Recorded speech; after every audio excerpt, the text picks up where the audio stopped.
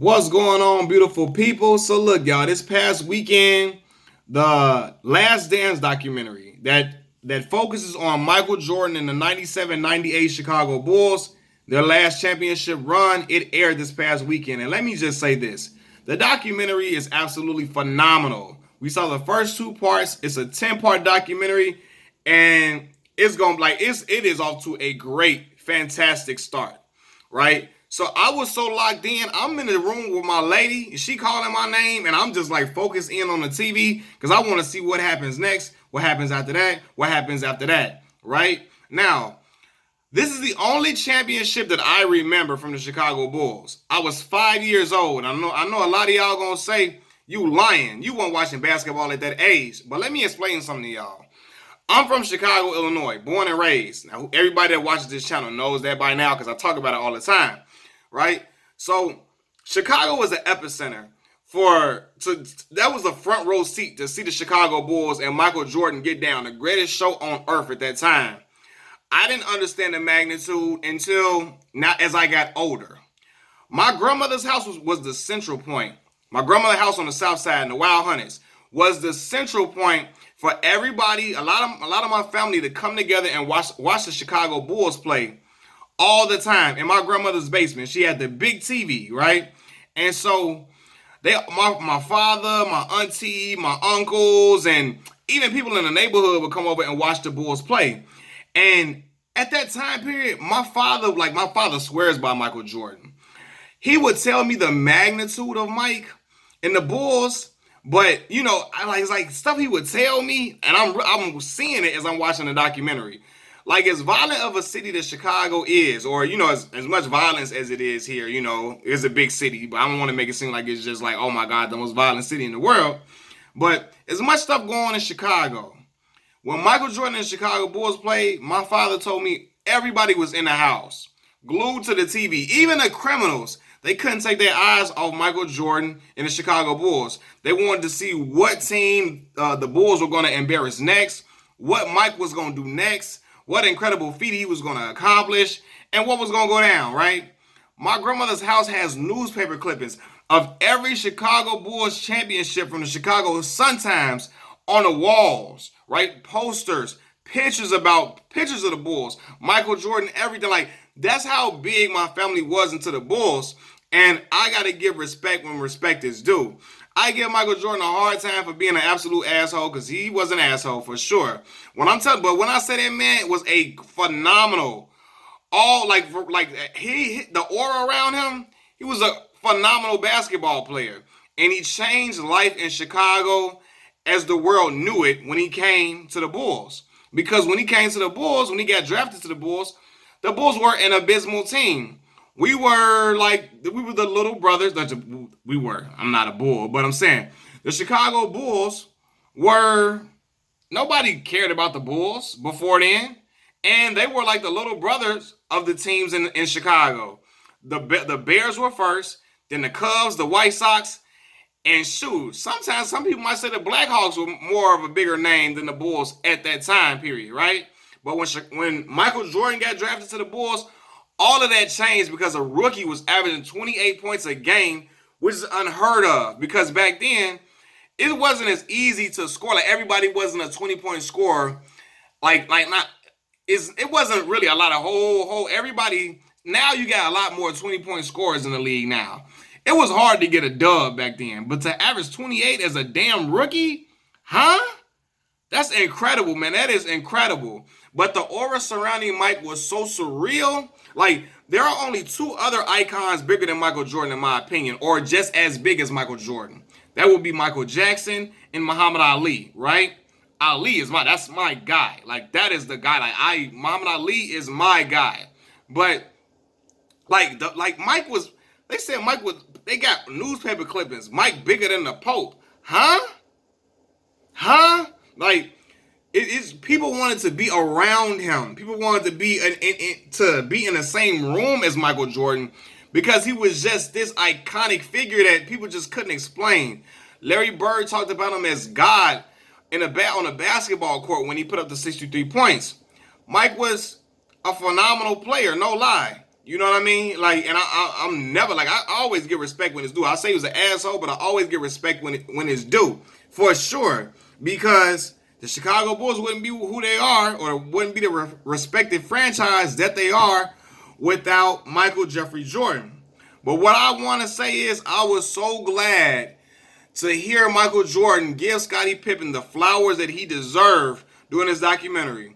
When he said that you cannot say Michael Jordan without saying Scottie Pippen, that was the greatest, acknowledgement that Scottie Pippen could ever receive. Even bigger than the 50 greatest players of all time award, or he was listed as one of the 50 greatest players to ever play this game, as Scottie Pippen should be. But for Scottie to be recognized like that is phenomenal, because I don't care. People try to, and I hate when people do this, because everybody for the most part, a lot of people recognize Michael Jordan as the GOAT, the greatest of all time. But in order to do that, a lot of people try to pull down Scottie like he was chopped liver. Let me tell y'all something.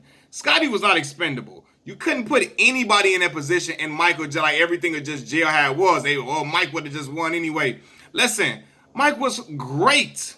He was incredible, but he needed Scottie Pippen. Scottie Pippen needed him. But Scottie was an all-purpose man, could do everything. Defend, he could shoot, he could dribble, like he could pass. Like Scottie could do everything that you can think of, man.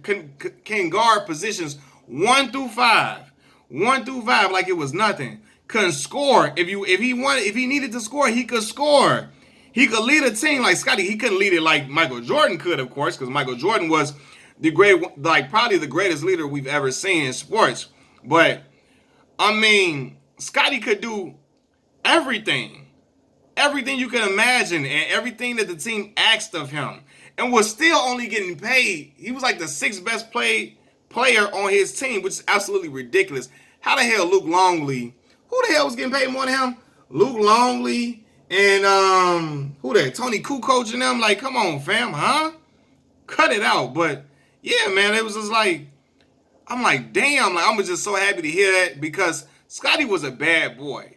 To come out of the University of Central Arkansas, which is an NAIA school. Well, at the time, it was NAIA. At the time Scottie came out, they were an NAIA school. He got drafted 5th overall.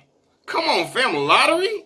Out of an NAIA school after he was the equipment manager before that? The man was the equipment manager. Then came to be this lottery pick, this great basketball player that you couldn't pass up on? Like, man, you got to give respect to Scottie Pippen, man. Scottie was that man, for real. But, to see, I'm watching it, and I'm looking like the amount of vitriol that they had for Jerry Krause was crazy. What Michael Jordan say, are those short pills or diet pills? And talking to Jerry, I'm like, they disrespecting Jerry in his damn face and don't give a damn about it. They like Scottie Pippen them on the bus talking crazy to Jerry, because they didn't respect Jerry, because they felt like Jerry was a guy who wanted to have all the credit for everything, and he wanted credit so bad, he was willing to sabotage the team in order to prove that, he was the reason why the Bulls were as successful as they were. Making a comment like, players don't win championships, organizations do. When we know, hey, listen, man, as great as a front office can be great, you can have great individuals in their front office. But if you ain't got the players to produce, it ain't going to work. I don't care if you got Masai Ujiri in them, and I respect Masai because he that man as a GM. Like, Masai Ujiri as a GM is phenomenal. But if he don't get them players, they ain't winning. I don't care how great you think the front office is. All the front office guys are this and that, man. If you ain't got them guys in there, it ain't going to work. And Jerry was a guy who had a huge ego, and to the point where he told him and Phil Jackson were clashing. Now, Phil Jackson is Zen master. He's the architect. Him and Tex Winter is the architect of the triangle offense, right? But Phil Jackson brought that championship DNA in a blueprint, along with him and Michael Jordan and Scottie Pippen. Phil Jackson, architect behind it all. He tell Phil, you can go 82-0, but this is your last season. You still out of here at the end of the day, right? And I respect Michael Jordan for sticking to his guns by saying, you know what? Of course, a lot of Chicago fans were hurt that Mike retired. But he like, look, if Phil Jackson ain't here, I'm out of here. And he kept true to his word. Phil Jackson ain't get brought back, and Michael Jordan was gone. But it's like, damn, you gonna break this team up and gonna say that, outside of Michael Jordan, everybody else was like nearing the end of their productivity. But it's like, I really feel like this team probably could have won one or two more championships. Truthfully, I feel like they got broken up prematurely. Scottie Pippen went on to play 6 years. It wasn't the same, but he still was productive enough, I think, to help win a championship, especially with the 99, the 98, 99, 99, 2000 season. Like, come on, man. Him along with Mike, I feel like they should have kept them guys together. Because, hell, the Bull could have had more championships. Not to mention, if he wouldn't have took that sabbatical, the hiatus, the Bulls probably could have won 8 straight in a row, which probably the basketball fans would have been pissed. Because it's like seeing the Warriors. Well, Warriors ain't had nobody as big as Michael Jordan at the time, but that's like seeing the Warriors win 8 times in a row. People were like, damn, man, could somebody else win for a change? But hell, Mike went on to sit it out, and the Houston Rockets won back-to-back championships. Hakeem the Dream got a chip. From watching that draft, though, one thing I learned from, Portland Trail Blazers drafting Sam Bowie was this, man. You got to take the best player available.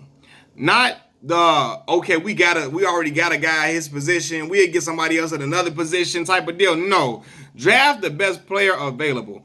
I don't care if you already got a shooting guard. You draft whoever is the best on the board.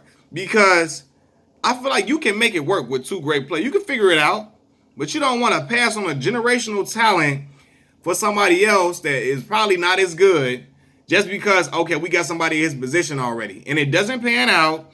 And your franchise is in an abysmal state because you didn't get the right guy that was a generational talent. And now you ain't got you don't end up with no championships. You looking funny out here. Clyde Drexler ended up leaving to go to Houston and win the championship. But I feel like, man, y'all could have found out a way for Clyde and Michael Jordan to play alongside each other and made it work. I'm glad y'all didn't, because Chicago got on the map at that point. Chicago Bulls, my squad, even though I'm a big LeBron James fan, I'm a Chicago to the core, so Chicago Bulls is my team, so I'm happy the Bulls was able to get in position to get Michael Jordan. And also they said this. They were happy that the Olympics did not take place before the draft because they feel like Mike would have been gone off the boards before the Bulls got him at number 3, had the world seen him showcase his abilities in the Olympics, before the draft. But a lot of people say this, like they like, man, Malcolm, you a big LeBron fan, and it's gonna show you that, Mike is the real GOAT and everything like that. I say this, man.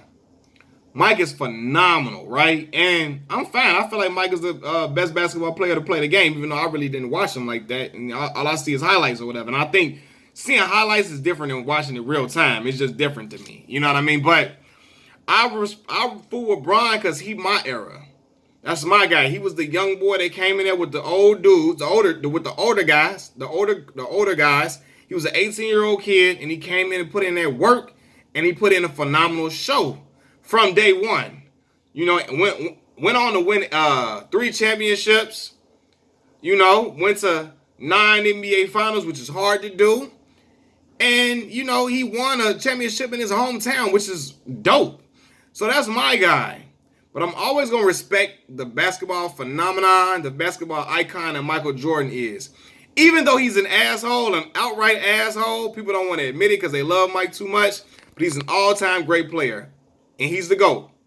Peace.